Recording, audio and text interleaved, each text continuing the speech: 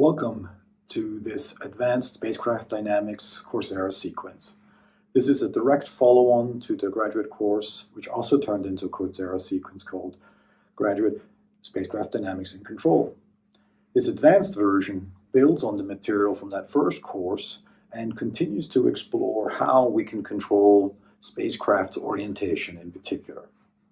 So what does this class cover? This is course one of a three-course sequence. There'll be two courses from the lectures and then followed by a third course, which is a capstone project you get to do.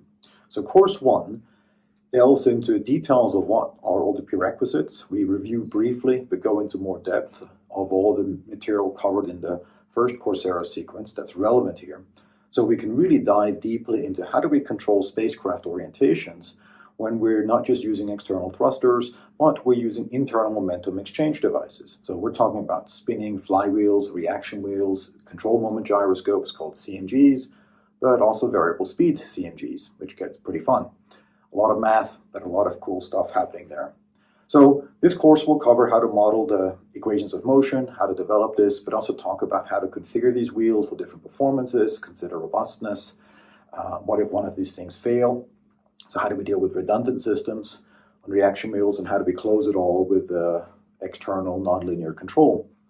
The control moment gyroscope get more complicated in their math, but also in the control development, because there we don't control torques directly, we control rates on the gimbals, called gimbal rates. So we'll talk about gimbal singularities, gimbal lock, you may have heard of that, but also how to actually come up with steering laws on these gimbal rates. So these CMGs will twist and turn so the spacecraft can reorient with much larger control torques, so you can do things faster or move bigger stuff than what you can do with reaction wheels. And this will conclude the first part of the course then. Hope you enjoy it.